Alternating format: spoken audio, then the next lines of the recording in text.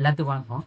நம்ம எதை பத்தி பார்க்க போறோம் பார்த்தீங்கன்னா, அப்பாயின்மெண்ட்டை பத்தி பார்க்க போறோம். அதாவது நான் இப்ப ரீசென்ட்டா நடந்த என்னென்ன அப்பாயின்மெண்ட்லாம் நடந்திருக்கு, அத வந்து ஒன் பை ஒன்னா பார்த்துட்டே வரப்போறோம்.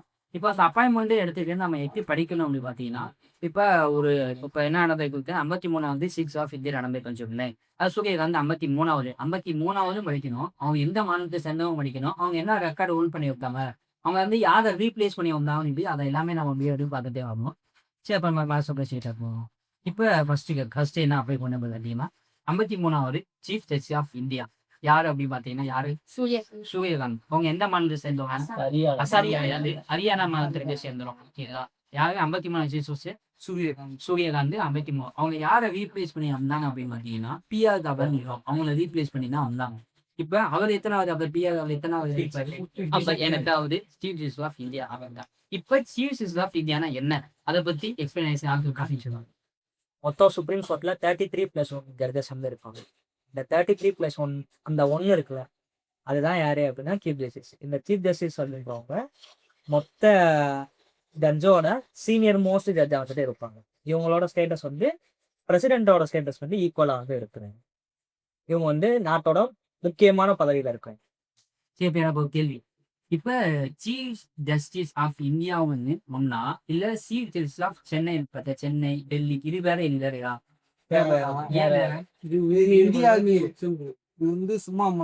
இது வந்து ஹோல் இந்தியாவுக்கே யாரு அப்படி சீஃப் ஜஸ்டிஸ் ஆஃப் இந்தியா கேட்டீங்கன்னா அந்த சூர்யா. இதே இது சீஃப் ஜஸ்டிஸ் ஆஃப் சென்னைனா அந்த மன்றத்துக்கு அந்த ஹைகோர்ட் ஜட்ஜ் சுப்ரீம் கோர்ட்டோட சீஃபா வந்து இருப்பாங்க. இது ரெண்டுத்தையும் வித்தியாசம் நினைச்சேன். இப்போ நம்ம என்ன படிப்பீங்க அப்படின்னு இதை மட்டும் படிக்க போறாங்க. என்ன அப்பாலிக்கு இதை நம்ம பாலிட்டி ஜிகே இருக்கு பார்த்தீங்கன்னா, ஜிகே உள்ள கொண்டு வரும். ஜிகே உள்ள கொண்டு வந்து நம்ம அப்படியே கோவியா படிச்சா இப்ப இதை நம்ம எப்படி படிக்கணும்னு நான் சொல்லி தரேன். இப்ப இதை பத்தி படிச்சாச்சு. இப்ப சீஃப் ஜஸ்டிஸ் ஆஃப் இந்தியா பத்தி சொல்ற ஆர்டிகல் என்ன ஆர்டிகல்? 124வது ஆர்டிகல் எதை பத்தி சொல்லுது அப்படின்னு பாத்தீங்கன்னா, யாரு சீஃப் ஜஸ்டிஸ் ஆஃப் இந்தியா பத்தி சொல்லுது. இருக்கணும் இந்தியாவுக்கு இப்படி ஒரு அப்பாயின்மெண்ட் இருக்குன்னு பத்தி சொல்றது 124 இப்ப நெக்ஸ்ட் அப்பாயின்மெண்ட் என்ன அப்படின்னு பாத்தீங்கன்னா, சையலா அல்நோவிஸ். இந்த சையலா அல்நோவிஸ்ன்றவங்க யாரு அப்படின்னா, யுனைடெட் நேஷன் ஆஃப் டூரிசம் அதுல வந்து ஃபர்ஸ்ட் உமன். இப்ப நீங்க அப்பாயின்மெண்ட்ல பாத்தீங்கன்னா, இந்த ஃபர்ஸ்ட் உமன், ஃபர்ஸ்ட் டிரான்ஸ்ஜெண்டரு, வேற என்ன கேப்பா ஃபர்ஸ்ட் மென் யாரு. இப்ப புதுசா இந்த ஃபர்ஸ்ட் இதை கண்டிப்பா படிக்க கண்டிப்பா ஒரு வருஷம் எக்ஸாம் கேட்காம இருக்கவே மாட்டாங்க. அதனால ஏதாவது ஷார்ட்கட் போட்டுரும் இல்ல எதமான படிச்சோ இதுக்கு நம்ம ஒரு ஷார்ட்கட் வச்சிருக்கோம். என்ன ஷார்ட்கட்னா இப்ப அல்லுன்னா நமக்கு என்ன வரும்? அல்லு அல்லு ஓமன் அல்லு அதாவது அரபு கண்ட்ரில அல்லுன்னு வருது பாத்தீங்களா? இப்ப டூரிசம்னாலே நமக்கு என்ன தெரியும்? துபாய் டூரிசம் அப்படிதான் நான் வரும். அப்ப சையலா அல் நோவிஸ்ன்ற அவங்க யாரு அப்படின்னா, யுனைடெட் நேஷன்ஸ் ஆஃப் டூரிசம் வந்து அவங்க என்னது women security first women security of united nation united நேஷனோட டூரிசத்தோட உமன் செக்யூரிட்டி. ஓகேவா? கேள்வி புரியுதா? யார் அவங்க? Saila Al Nowais. பயப்படக்கூடாது, பயப்படுவீங்க. இவ்வளவு பயத்துல இருக்கீங்க, நானே பதட்டத்துல எல்லாம் சொல்லிருக்கேன். Saila Al Nowais. ஓகேவா? அடுத்த கொஸ்டின் போலாமா? அடுத்து என்ன அப்படி பாத்தீங்கன்னா, என்னன்னா படிக்கணும் அப்படின்னா, இப்ப அட்டார்னி ஜெனரல் ஆஃப் இந்தியா படிச்சிருப்போம். எதுல படிச்சிருப்போம்? படிச்சிருப்போம். அதை பத்தி சொல்ற ஆர்டிகல் எந்த ஆர்டிகல்? 76 ஆர்டிகல் எதை பத்தி சொல்லுவாங்க? இந்தியாவுக்கு வந்து அட்டார்னி ஜெனரல் ஆஃப் இந்தியாவில் கொண்டு இருப்பாங்க. இப்ப என்ன சொல்லிருப்பானா, அந்த அட்டார்னி ஜெனரல் ஆஃப் இந்தியா வந்து என்ன போஸ்ட்னா highest law officer of India எதுன்னு கேட்டாங்கன்னா அட்டார்னி ஜெனரல் ஆஃப் ஆர்டிகல் 76. இப்ப நிறைய அப்பாயின்மெண்ட் பண்ணியிருக்காங்க. அதாவது வெங்கட்ட கம்பெனி ஒருத்தர் பார்க்குது. வெங்கட்ட கம்பெனி அவ வந்து ரீ அப்பாயின்மெண்ட், அதாவது அப்பாயின்மெண்ட் ரீ அப்பாயின்மெண்ட் பண்ணிருக்காங்க. எத்தனை எக்ஸ்டெண்ட் பண்ணிருக்காங்க? எத்தனை வருஷத்துக்கு கேட்டா 2 வருஷத்துக்கு 2027 வரைக்கும் வந்து அட்டார்னி ஜெனரல் ஆஃப் இந்தியாவா இருக்காங்க. ஓகேவா? நெக்ஸ்ட் போயிடலாமா? இப்ப அடுத்துல நான் மொத்தமா கேள்வி கேட்பேன். அதாவது மொத்தமா படிச்சு முடிச்சு அதுல இருந்து ஒன்றே கேட்பேன். நான் 76 ஆர்டிகல் எத்தனை? 76. அடுத்து என்ன முக்கியமா பாக்குறோம் பார்த்தீங்கன்னா, டிஃபென்ஸ்ல வந்து என்னென்ன கேள்வி பார்த்துக்கோங்க. டிஃபென்ஸ் நீ எடுத்துட்டு வச்சுக்கோங்க. அதுல வந்து என்னென்ன மிலிட்டரி எக்ஸசைஸ்லாம் நடக்குது அதை பத்தி படிக்கணும். ஒண்ணு. ரெண்டாவது எதை பத்தி படிக்கணும் பார்த்தீங்கன்னா, இப்ப சீஃப் டிஃபென்ஸ் ஸ்டாஃப் யாருன்னா முப்படைகளின் தளபதி இருப்பாங்க. என்ன சொல்லுவாங்க? முப்படைகளின் தளபதி. இந்தியாவின் முப்படைகளின் தளபதி யார் அப்படின்னா அனில். இது எப்படி நான் வச்சுக்கணும்? அனில் இருக்கா? அணில பார்த்து அணி பார்த்து ஏன்னா உனக்கு அணிலை பத்தி நல்லா தெரியும். ஏன்னா அணியோட படத்தலைவி நீ தான். அந்த அணில பாத்தீங்கன்னா 3 கோடு வைப்போம்மா, பின்னாடி 3 கோடு வைப்போம். அப்ப முப்படைகளின் தளபதி யாருன்னா அனில் சௌகான். புரியுதா? அனில் சௌகான் யாரு? முப்படையின் தளபதி. இப்ப நான் சொன்னேன்ல எப்படி படிக்கணும்னு சொல்லலாம். இப்ப மிலிட்டரி எக்ஸஸ்ல இருந்து என்னென்ன படிக்கணும்னு பாத்தீங்கன்னா, அதாவது யாருன்னா இருக்கா. ஆமா, முப்படை அதாவது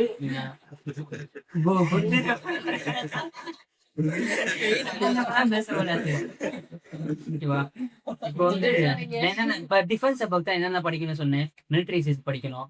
எங்க அந்த ஈவெண்ட் மிலிட்டரி எங்க நடந்துச்சு அதை படிக்கணும். அடுத்து என்ன டேட்ல நடந்துச்சு அதை கண்டிப்பா கேட்பாங்க. இப்ப வந்து அதை வந்து யாரு முன்னாடி நடந்துச்சு, இப்ப நேவில நடத்துறாங்களா, ஆர்மி நடத்துறாங்களா. இப்ப நம்ம டிஃபென்ஸ்ல வந்து எல்லாத்தையும் பார்க்க போறோம். இப்ப மிக்கோடைய தளபதி யாரு, ஆர்மி ஸ்டாஃப் யாரு, நேவி ஸ்டாஃப் ஒன்னா பார்த்துட்டே ஃபர்ஸ்ட் போகும். முப்படை தளபதினா என்ன பாத்தீங்கன்னா ஆர்மி, நேவி, ஏர்ஃபோர்ஸ் இந்த 3மே இருக்கும். புரியுதா? பதட்டத்தில் இருக்கக்கூடாது.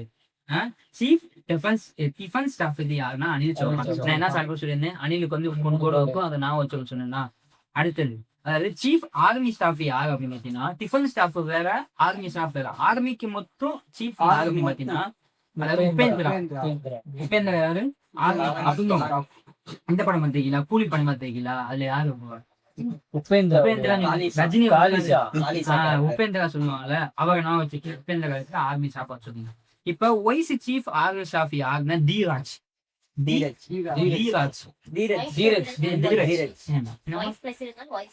Wise chief army staff. Chief army staff யாரு உபேந்திரா, நான் வச்சுக்கணும் சொல்லுவேன். அதாவது chief wise chief army staff யாருன்னா அதாவது தீராஜ்னு நான் வச்சுப்போம்.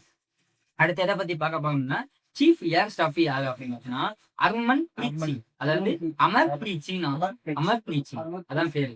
சீஃப் ஏர் ஸ்டாஃப் யாரு, அமர் பிரீத் சிங். இதுக்கு என்ன நாம வச்சுக்கோம்னா நம்ம அமர், அது அமர் வட பார்த்துக்கோமா, அதுல வந்து ஆர்மியில இருப்பாரு. ஆனா நம்ம ஆர்மி நான் வச்சுக்கூடாது, ஏதாவது வச்சு ஏர் ஃபோர்ஸ் வந்து நான் வச்சுக்கோம். ஏர் ஸ்டாஃப் யாரு, chief air staff Amar Preet Singh. Amar அடுத்து chief of vice chief of air staff யாருன்னு பாத்தீங்கன்னா வந்து திவாகி நான் லாஸ்டா வச்சுப்போம். அதாவது அந்த மட்டும் ஃபுல் நேம் இருக்கும், நம்ம அதை நான் வச்சுக்கோன்னா திவாகி நான் வச்சுப்போம். இந்த மும்பை இந்தியன்ஸ் திவாகி தெரியுமா, திவாகின்னு ஒரு பிளேயர், மனோஜ் திவாகி பழைய பிளேயர் வருது, அதாவது நான் வச்சிருக்கிறேன் மனோஜ். அதாவது திவாகி நான் வச்சிருக்கேன். எதுக்கு, வைஸ் சீஃப் ஆஃப். அடுத்து சீஃப் ஆஃப் நேவல் ஸ்டாஃப் யாருன்னா திருப்பாதி. எல்லாத்தையும் நேவல் ஸ்டாஃப் யாரு அப்படின்னா திருப்பாதி. அடுத்து vice chief of naval staff யாருன்னா அதாவது சஞ்சய் வெங்கடேசன் வரும். ஏன்னா அது ஃபுல்லா ஹிந்தி, இந்த பேர்ல தான் வரும். சஞ்சய் நான் வச்சுப்பேன். சஞ்சய் வெங்கடேசன் விட்டா யாரு அப்படின்னா சீஃப் வைஸ் நேவி ஸ்டாஃப். அடுத்து என்ன படிக்கணும் பாத்தீங்கன்னா டைரக்டர் ஜெனரல். இப்ப துணைப்படைகள் சொல்லுவோம். என்னென்ன படைகள் துணைப்படைகள் சொல்லுவோம் அப்படின்னா BSF, CRPF, ITBP, Assam rifles, railway department, இதெல்லாம் துணைப்படைகள்னு சொல்லுவாங்க. இதுல வந்து இந்த ஐடிடிபி இப்ப எடுத்துக்கிட்டோம்னு சொல்லி அதோட டைரக்டர் ஜெனரல் யார் வச்சுட்டு பார்க்கணும். இப்ப ஐடிடிபியோட டைரக்டர் ஜெனரல் யார் இருக்கான்னு பாத்தீங்கன்னா அதாவது சர்ஜித் சிங் காப்பு. அவர் என்னவா இருக்காங்கன்னா ஐடிடிபியோட டைரக்டர் ஜெனரலா இருக்காங்க. இப்ப ரீசெண்டா அப்பாயின்மெண்ட் பண்ணிருக்காங்க பிஎஸ்எஃபோட டைரக்டர் ஜெனரல் யாரு அப்படின்னு பாத்தீங்கன்னா பிரவீன் குமார். இவர் முதல் ஐடிடிபில இருந்தாரு. ஐடிடிபில இருந்து இப்ப எங்க அடிஷனல் சார்ஜா வந்து கொடுத்துருப்பாங்க பிஎஸ்எஃப். இப்ப பிஎஸ்எஃப்க்கு வந்து யாரு வந்து டைரக்டர் ஜெனரலா இருக்காங்க. சிஆர்பிஎஃபோட டைரக்டர் ஜெனரல் அடுத்து பார்க்கணும். சிஆர்பிஎஃப் டைரக்டர் எப்படி நான் வச்சிருக்கேன்னா நம்ம வந்து யூடியூப் சேனல் இருக்குல்ல, ஜெகன் பிரதாப்னு ஒரு சேனல் இருக்குல்ல, அந்த சேனல் பேரை தான் நாம வச்சிருக்கேன். அதாவது ஜெகன் பிரதாப் அப்படி நான் வச்சோம்னா ஜெகன் பிரதாப் சி யாருன்னா சிஆர்பிஎஃபோட டைரக்டர் வச்சிருக்கேன். அடுத்து ஜெகன் பிரதாப் நான் வச்சிருக்கேன். ஜெகன் பிரதாப் நான் வச்சிருக்கேன். அடுத்து சிஎஸ்எஃபோட டைரக்டர் ஜெனரல் யாருன்னா வெரி ரஞ்சன். அதாவது இன்னும் எடிஷன்ல இருக்கு. அதாவது என்ன ஆதித்ய ரஞ்சன் இருக்கு. இப்ப பிரவீன் ரஞ்சன், ஆமா நானும் அவருக்கு சிசிய பிள்ளைங்கன்னா சிஎஸ்எஃபோட டைரக்டர் ஜெனரல் யாருன்னா பிரவீன் ரஞ்சன். இப்ப ஃபுல்லா டிஃபென்ஸ் ஃபுல்லா பார்த்தாச்சா, இப்படிதான் படிக்கணும். அதாவது ஒண்ணு எடுத்துட்டோம்னா அதை மட்டும் படிச்சு போக கூடாது. இதுதான் யாரு, இதுதான் ஆதித்ய ரஞ்சன் யாரு, அதாவது நம்ம ஷார்ட்கட்டா ஆதித்ய ரஞ்சன். பிரவீன் ரஞ்சன் யாரு சொல்லுவாங்க சிஎஸ்எஃபோட டைரக்டர் ஜெனரல். வேற என்ன கேள்வி, ஐடிடிபி யாரு, நல்ல கேள்வி முடிச்சிடக்கூடாது. ஐடிடிபியோட டைரக்டர் ஜெனரல் யாரு? பிரவீன்குமார் கிடையாது. நான் என்ன சொன்னேன், பிரவீன்குமார் வந்து இருந்தாரு, அதை ரீப்ளேஸ் பண்ணிட்டாங்க. எதுக்கு ரீப்ளேஸ் பண்ணிட்டாங்கன்னா பிஎஸ்எஃப் காப்டுன்னு ஓகேவா, லாஸ்ட் காப்டுன்னு. அடுத்து யாரு? இப்ப பிஎஸ்எஃப் யாரு? பிஎஸ்எஃப் வந்து பிரவீன்குமார் நான் சொன்னேன். வேற என்ன கேள்வி கேட்டா? சீஃப் ஆர்மி ஸ்டாஃப் யாரு? இப்ப இந்த அதுக்கு என்ன சொன்னேன், கூலி படத்தை வந்து நான் வச்சுக்கோ, அவர் தான் சீஃப். ஒய் ஸ்டாஃப் யாரு? Anil Chauhan. Chief defence staff வந்து அனில் சவுகான். அனில்ன்றதான் இந்தியாவுக்கு வந்து பாதுகாக்கிற மாட்டாங்க. இப்போ இதுக்கு வந்து இவங்க மட்டும் ஏதாச்சும் போர்னா அவங்க மட்டும் போர்ல இவங்க சொன்னாலும் யாரும் போர் நடத்த மாட்டாங்க. அது யாரு சொல்லணும்னா நம்ம நம்ம இந்தியாவோட பிரசிடென்ட் யாரு? திருப்பதி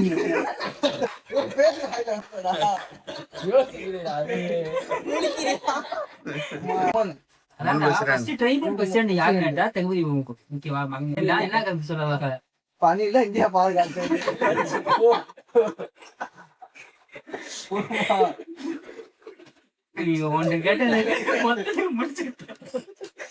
அடுத்து போவோம். இப்ப எதை பத்தி பார்க்க போனா எஸ்பிஐ. எஸ்பிஐனா என்ன? State Bank of India. இது எப்போ உருவாக்குனாங்க? 1950 உருவாக்குனாங்க.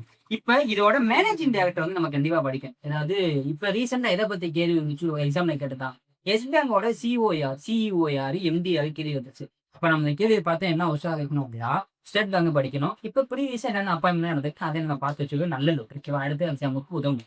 இப்ப எஸ்பிஐ எப்போ உருவாக்கப்பட்டதுன்னு சொன்னா, நீ 1955 உருவாக்கப்பட்டது சொல்லிட்டேன். இப்ப அதோட மேனேஜிங் டைரக்டர் யாரு? அதாவது யாருன்னா ரவி ரஞ்சன் தான் மேனேஜிங் டைரக்டர். சிஇஓ யாருன்னா தினேஷ் குமார். ஓகேவா, தினேஷ் குமார்.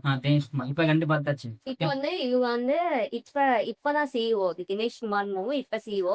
இப்போ 1955 ஸ்டார்ட் ஆயிடுச்சு லெக்ஸி. அப்போ யாரு சிஇஓ அப்படின்னா ஜான் சொல்லிட்டு வைக்கவாங்க. ஃபுல் நேம் தெரியல, ஃபர்ஸ்ட் நேம் வந்து ஜான் அப்படி சொல்லி தக்கவாங்க. அப்ப சிஇஓ 1956. இப்ப அது நம்ம பார்த்தோமா. அடுத்து என்ன பார்க்கணும்னா எஸ் பேங்கோட சிஇஓ யாரு, எம்டி யாரு? எஸ் பேங்கோட சிஇஓ யாருன்னா வினய் முரளிதரன். வினய் முரளிதரன் எஸ் பேங்கோட சிஇஓ இருக்காரு, எம்டியாவும் இருக்காரு. ஓகேவா, ரெண்டுமே தான். அடுத்து என்ன பார்க்கணும்னா ஐடிபிஐன்னு ஒரு பேங்க் இருக்கு. அதோட எம்டி யார் அப்படின்னா ராகேஷ் சர்மா. இவன் மொத்தம் எத்தனை பார்த்துருக்கோம்? 4 பார்த்துருக்கோம். எஸ்பிஐக்கு என்ன பார்த்துருப்போம்? மேனேஜிங் டைரக்டர் பார்த்துருப்போம், சிஇஓ பார்த்துருக்கோம். மேனேஜிங் டைரக்டர் யார் பார்த்தோம்? ரவி. சிஇஓ யார் பார்த்தோம்? தினேஷ் குமார் பார்த்தோம். எஸ் பேங்க் யார் பார்த்தோம்? வினய் பார்த்தோம். வினய் முரளிதரன் பார்த்தோம். அடுத்து ஐடிடிபி யார் பார்த்தோம்? ராகேஷ் சர்மா. மொத்தம் 4 அப்பாயின்மெண்ட் பார்த்தோம். அடுத்து யூபிஎஸ்சியோட சேர்பர்சன் யார்? நம்ம படிச்சு அஜய்குமார் தான் யூபிஎஸோட என்னவா இருக்கு சேர்பர்சன். ஐடிபிஐயோட ஃபுல் ஃபார்ம் யாருக்கு? Industrial Development Bank of India. சரி, அடுத்து இப்ப யூபிஎஸோட சேர்பர்சன் யார் அப்படின்னு அஜய்குமார். யூபிஎஸ்சியோட சேர்பர்சன் கேட்டாங்க, அவங்க வந்து யார் அப்பாயின்மெண்ட் கொடுவாங்க? பிரசிடென்ட் தான் அப்பாயின்மெண்ட் பண்ணுவாங்க. ஓகேவா, நீ மம்மிய கூடாது. என்ன கேள்வி கேட்பானா, யூபிஎஸ்சியோட சேர்பர்சன் வந்து யார் அப்பாயின்மெண்ட் பண்ணுவாங்க? பிரசிடென்ட் தான் அப்பாயின்மெண்ட். வேற யாரும் நான் ஏற்கனவே பார்த்தோம், சீஃப் ஜஸ்டிஸ். அவங்க அப்பாயின்மெண்ட் பண்ணுவாங்க. வேற ஜெனரல் ஆஃப் இந்தியா அதையும் பார்த்தோம், அவங்களும் பிரசிடென்ட் தான் அப்பாயின்மெண்ட் பார்த்தோம். இப்ப முக்கியமான கொஸ்டின்ல ஒன்று, ஆர்பிஐ ஃபுல் ஃபார்ம் என்ன? Reserve Bank of India. Reserve Bank of India. இப்ப ஆர்பிஐயோட கவர்னர் சஞ்சய் மல்ஹோத்ரா தான் ஆர்பிஐயோட கவர்னர் யாரு? சஞ்சய் மல்ஹோத்ரா. ஆர்பிஐயோட டெபியூட்டி கவர்னர் எத்தனை பேர் இருப்பாங்க? 4 டெபியூட்டி கவர்னர் இருப்பாங்க. யார் இருக்காங்க அப்படின்னா பூனம் குப்தா, சந்திரா முர்மு, அடுத்து சுவாமிநாதன், ஜானகிகுமார், அடுத்து வந்து யாருன்னா ரவி சங்கர். மொத்தம் 4 பேர் இருக்காங்க. யாரு? பூனம் குப்தா, சந்திரூர் முர்மு, இன்னொன்னு வந்து சுவாமிநாதன் டி ரவிசங்கர். மொத்தம் 4 பேர் பார்த்துருக்கோமா. அவங்க தான் டெபியூட்டி கவர்னர் ஆஃப் ஆர்பிஐன்னு சொல்லுவாங்க. இந்த ஆர்பிஐ எப்போ உருவாக்கப்பட்டது? 1935 வந்துச்சு. ஆர்பிஐயோட first governor Osborne Smith. First Indian RBI governor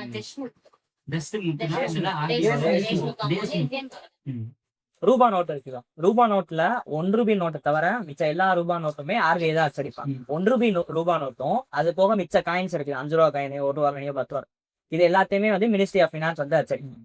வந்து முக்கியமாக அப்ப வந்து ஆர்பிஐ வைப்பாங்கன்னு சொல்றாங்க, எல்லா கணக்கையும் தச்சடிப்பாங்க அப்படின்னு சொல்லிட்டு.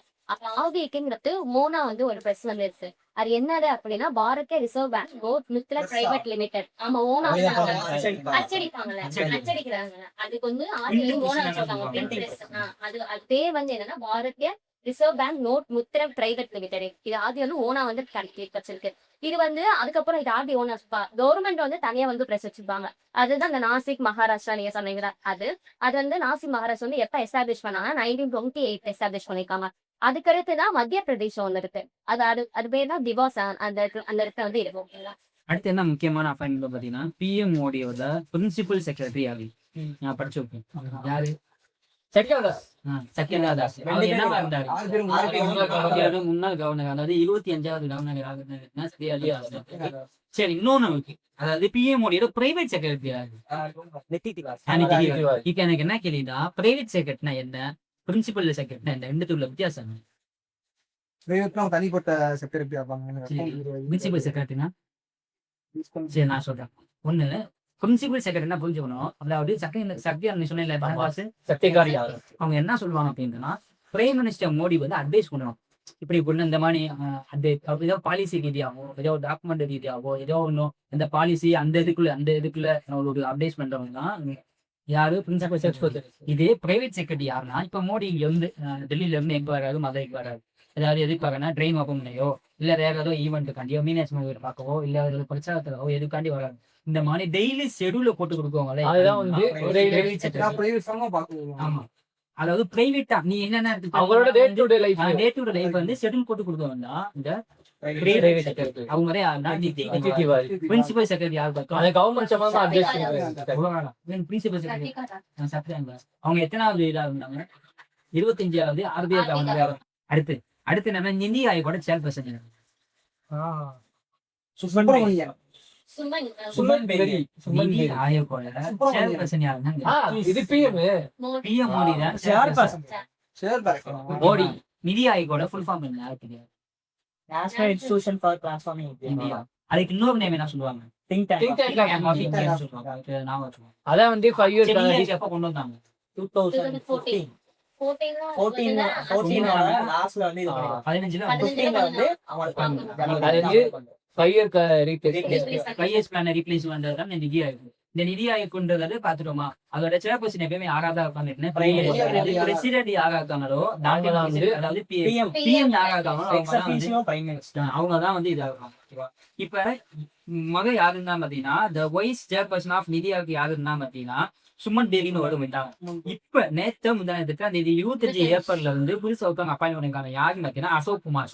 இப்ப 25 ஏப்ரல்ல போச்சா, எத்தனை நாள் ஆச்சு? 2 நாள் ஆச்சா? அவங்க வந்து ரீஅப்பாயின் பண்ணிருக்காங்க, அதாவது ரீப்ளேஸ் பண்ணி வந்திருக்காங்க. யாரை ரீப்ளேஸ் பண்ணி? சுமன் பேரியை வந்து ரீப்ளேஸ் பண்ணி அசோக் குமார் வந்து வைஸ் சேர்பர்சன் ஆஃப் நிதி ஆயோக். சுமார் வைஸ் சேர்மன் இருக்காங்க. அவங்க தான் வந்து சாப்பாடுல இருந்து இருப்பாங்க. இப்பதான் appointment பண்ணிருக்காங்க. சரி. அடுத்து ஏன் போயா நான் சொன்னல ஃபர்ஸ்ட் வந்தா கண்டிப்பா எக்ஸாம் படிக்கணும். அடுத்து என்ன ஃபர்ஸ்ட் இருக்குன்னா, நான் யாருன்னா the first female and the African considered of the International Olympic Committee. International Olympic Committee இருக்கு பாத்தீங்களா, அதோட கன்சிடர்ட் யாரு ஃபர்ஸ்ட் ஃபீமேல் கன்சிடர்ட் யாருன்னு பாத்தீங்கன்னா கன்வெர்டி. அவங்க எந்த கண்ட்ரியை சேர்ந்தவங்க? இல்ல ஆப்பிரிக்கன். இங்க என்ன ஆப்பிரிக்கன்னா கண்ட்ரி, அதுல எந்த கண்ட்ரி ஜிம்பாவே. ஜிம்பாவே கண்ட்ரியை சேர்ந்தவங்க தான் யாரு அப்படின்னா இந்த கிறிஸ்டி கன்வெர்டி. அவங்க தான் ஃபர்ஸ்ட் ஃபீமேல் ஒலிம்பிக் கமிட்டியோட பிரசிடென்டா இருக்காங்க. அடுத்து என்ன இது சாக்டர் கிறிஸ்டினா மாறினாதான் வந்து ஒலிம்பிக்ல சேர்ப்பாங்க. இன்னொரு கொஸ்டின் இருக்கு. என்ன கொஸ்டின்னா, the first female member of ஈரானுக்கு இஸ்ரேல் நடக்கல, ஈரான்ல இருந்து வந்து ஃபர்ஸ்ட் ஃபீமேல் மெம்பர் ஆயிருக்காங்க யாருன்னு பாத்தீங்கன்னா ஒலிம்பிக் கமிட்டி இருக்குல்ல, ஃபர்ஸ்ட் ஃபீமேல் வந்துருக்காங்க. யாருன்னா சூர்யா அசாகி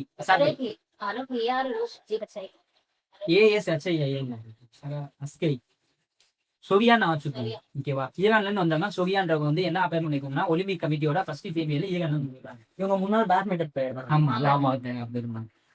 அடுத்து பினான்சியல் செக்ரட்டரி என்ன, ரெவன்யூ செக்ரட்டரி யாராவது கேஸ் அது ஓகேமா? தெரியாது கூகுள் டிரான்ஸ்லேட் பண்ணி சொல்றேன். அது ஓகே. ஃபினான்ஸ்னா யாருக்கு என்டையர் ஃபினான்ஸ் டிபார்ட்மெண்ட், என்டையர் ஃபினான்ஸுக்கும் அவங்க வந்து ஹெட்டாக இருக்கவங்க தான் யாருன்னா அந்த ஃபினான்ஸ் செக்ரட்டரி. ரெவன்யூ டிபார்ட்மெண்ட்றவங்க வந்து ரெவன்யூ டிபார்ட்மெண்ட்க்கும் ஹெட்டாக இருக்கவங்க தான் யாருன்னு ரெவன்யூ செக்ரட்டரிங்கிறது. ஓகேவா, இப்போ புரியுதா? அதாவது என்டையர் ஃபினான்ஸுக்கும் என்டையர் ஃபினான்ஸ் மினிஸ்ட்ரிக்கும் ஹெட்டாக இருக்கவங்க வந்து யாருன்னா ஃபினான்ஸ் செக்ரட்டரி ஆஃப் இந்தியா. ரெவன்யூன்றது வந்து ரெவன்யூ டிபார்ட்மெண்ட் மட்டும் ஹெட்டாக இருக்கவங்க ரெவன்யூ செக்ரட்டரி ஆஃப் இந்தியா. ஓகேவா, இப்போ இதுக்கு ஒரு ஷார்ட்கட்டு. என்ன ஷார்ட்கட்னா நம்ம வந்து என்ன பண்ணணும்னா ஃபினான்ஸ் இல்லைன்னா, அதாவது வீட்டில் நிதி நம்ம என்ன பண்ணுவோம், செத்து போயிடுவோமா, காசுலாம் நம்ம உயிர் வளர முடியாது, சோறு தண்ணி எல்லாம் அப்படியே இறங்கிய காசு தான் இல்லை. அப்போ ஃபினான்ஸ் செக்ரட்டரி ஆஃப் இந்தியா யாருன்னா அஜித் செத்து. அஜய் செத்து யாருன்னு பார்த்தீங்கன்னா ஃபினான்ஸ் செக்ரட்டரி ஆஃப் இந்தியா. அப்ப ரெவன்யூ செக்ரட்டரி ஆஃப் இந்தியா யாருன்னா அரவிந்த் சிவாஸ் தான் யாருன்னு பார்த்தீங்கன்னா இந்த revenue secretary of India. Ajay செத்தா எங்க இன்சூரன்ஸ் இதுவும் அஜய் செத்து தான். எடுத்து போகலாமா? ரெவன்யூ வந்து அரவிந்த் சிவாஸ். அடுத்து போலாமா? அடுத்து வந்து என்ன பார்த்தீங்கன்னா இந்த இன்டர்நேஷனல் கோர்ட் ஆஃப் ஜஸ்டிஸ், அதாவது இங்க நம்ம இந்தியால வேர்ல்டு கோர்ட்னு சொல்லுவாங்கல்ல, அந்த வேர்ல்டு கோர்ட்டோட ஜட்ஜி, அதாவது சீஃப் ஜட்ஜி யாராக்காங்கன்னா அவங்க தான் அந்த வேர்ல்டு ஜட்ஜோட வேர்ல்டு கோர்ட்டோட ஜட்ஜாக இருக்காங்க. அவங்க வந்து எந்த கண்ட்ரி வந்து சேர்ந்தவங்க பார்த்தீங்கன்னா ஜப்பானோட கண்ட்ரி வந்து சேர்ந்தாங்க. இப்போ இந்த வேர்ல்டு சொன்னேன்ல, இன்டர்நேஷனல் கோர்ட் ஒன்று சொன்னேன். இந்த இன்டர்நேஷனல் கோர்ட்டோட ஹெட் குவார்ட்டர்ஸ் எங்க இருக்குன்னு பார்த்தீங்கன்னா நெதர்லாந்து.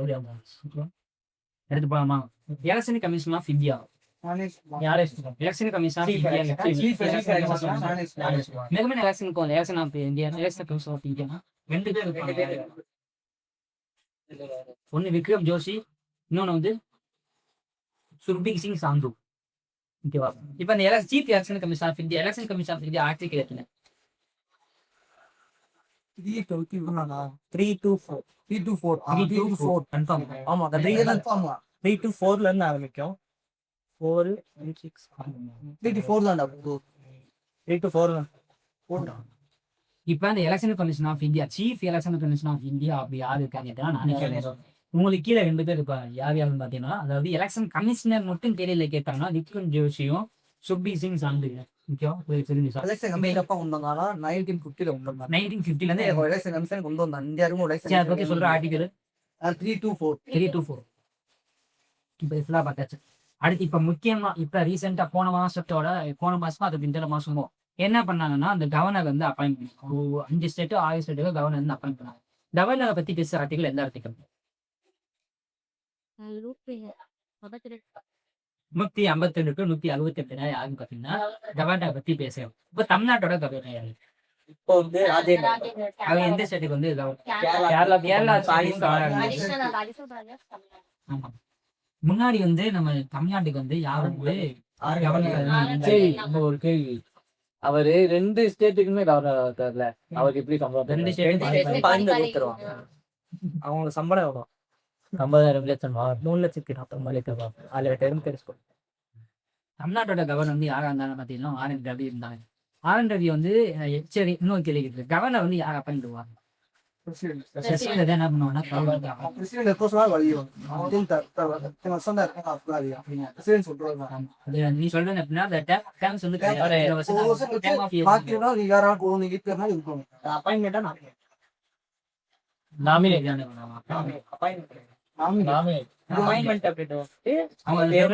இருப்பாங்க.